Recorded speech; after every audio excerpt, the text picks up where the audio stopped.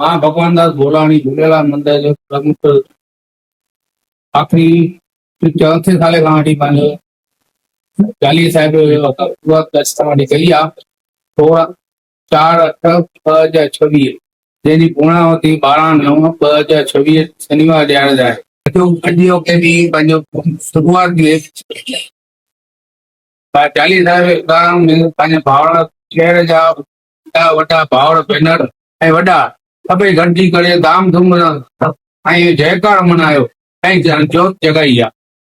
ऐं 40 ॾींहं इहा अखंड जोत हलंदी ऐं 40 ॾींहं जेका पंहिंजो दरिया शान ते पाण पंहिंजो जेको हर साल वांगुरु अरदास कढी करे ऐं पंहिंजो हुते अची करे ऐं उते पंजड़ा ऐं टको पाए पदव पाए करे सुठी कामना सभु समाज जी रहे।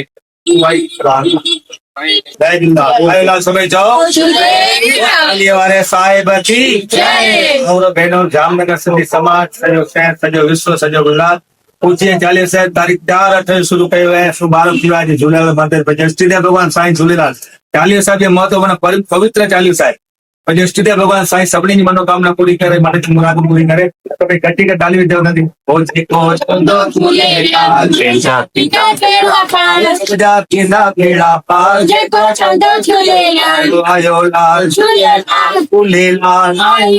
चालीहे वारो लोखिन वारो कन वारो तीर वारो सुखे वारो नेरुन वारो खेड़ीअ वारो कंडा वारो साईं प्यारो लाल झूले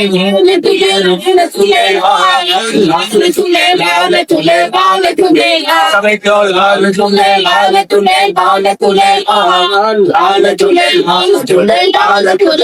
सभई चओ